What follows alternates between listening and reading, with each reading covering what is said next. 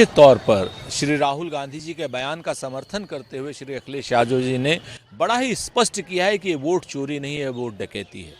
चाहे duplicate voter हों, चाहे ब्राज़ीलियन मॉडल के 22-22 वोट हों, चाहे उत्तर प्रदेश का सरपंच हरियाणा में वोट डाल रहा हो और चाहे दिल्ली का सांसद बिहार में वोट डाल रहा हो, भारतीय जनता पार्टी के तमाम फंक्शनरीज दिल्ली में, हरियाणा में, पंजाब में वोट डालने के, महाराष्ट्र में वोट डालने के बाद बिहार में वोट डाल रहे हो और कंबल ओढ़ करके अब बंगाल में भी वोट डालने की तैयारी कर रहे हो, तो ये चोरी नहीं है, ये डकैती है। 10-10 हज़ार रुपये दे करके जिस तरीके से प्रलोभन दिया जा रहा हो और लेवल प्लेइंग फील्ड ना हो। अगर राजस्थान की गहलोत सरकार कोई योजना लाती है चुनाव से पहले, चुनाव की घोषणा से पहले, तो उसको चुनाव आयोग बंद कर देता है मोबाइल बांटने की घोषणा को। लेकिन 10-10 हज़ार रुपये बिहार में महिलाओं को चुनाव घोषित होने के बाद भी उनके खाते में जा रहे हैं, लेकिन चुनाव आयोग अपना आंख बंद करके बैठा हुआ, धृतराष्ट्र बन करके बैठा हुआ, ये स्पष्ट करती हैं कि ये वोट चोरी नहीं है, ये वोट डकैती है और जो लोकतंत्र के लिए बेहद अशुभ है।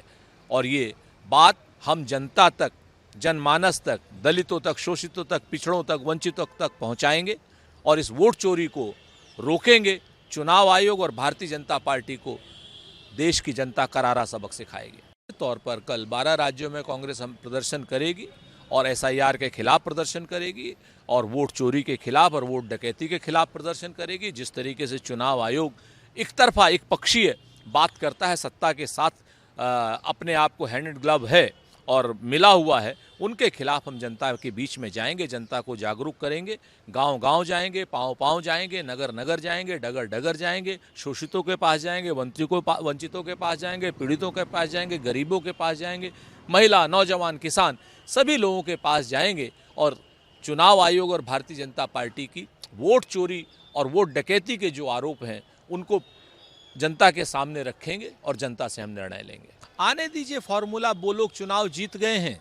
अब वो चुनाव जीतने के बाद इतनी प्रचंड विजय जो उन्होंने चुनाव आयोग के साथ में की है, उसके बाद भी अब 5 दिन से वो अभी तक अपना मुख्यमंत्री नहीं तय कर पा रहे हैं, मंत्रिमंडल नहीं तय कर पा रहे हैं, तो ये उनकी कमजोरी है।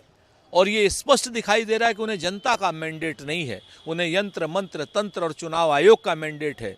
ये मैंडेट कहीं ज्ञानेशवाणी है या नहीं है, ये भी देखना पड़ेगा। वरना बिहार में इस वक्त उत्साह होता, लेकिन बिहार में दुख और क्षोभ है कि 5 दिन हो गए हैं, अब तक बिहार की जनता को उसका मुख्यमंत्री नहीं मिला।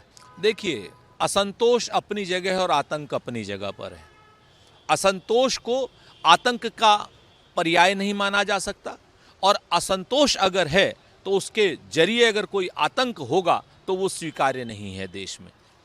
असंतोष अपनी जगह पर है। भारतीय जनता पार्टी ने जम्मू कश्मीर के लोगों के साथ विश्वासघात किया है, उन्हें पूर्ण राज्य का दर्जा नहीं दिया, उनके हक और हुकूक नहीं दिए हैं। इस बात से पूर्ण तरीके से सहमति है और ये पूर्ण राज्य का दर्जा मिलना चाहिए। लेकिन इसकी आड़ में अगर कोई आतंक का काम करेगा तो उसके खिलाफ पूरा देश कठोरता से कार्रवाई करेगा और आतंकियों की जगह देश में नहीं है। देखिए, अखिलेश प्रसाद सिंह जी क्या कह रहे हैं, उनकी बातों का क्या मतलब है, तो उन्हीं से पूछा जाना चाहिए। लेकिन निश्चित तौर पर हम लोगों की करारी हार हुई है। वोट चोरी की वजह से करारी हार हुई है। ये एक मेन मुद्दा है। वोटों की डकैती हुई है, ये एक मेन मुद्दा है। और इसके साथ साथ जो अन्य मुद्दे हैं, उन सारी चीज़ों के लिए हमने एक हाई पावर कमेटी गठित की है। 6 हफ्तों में उसकी रिपोर्ट आएगी।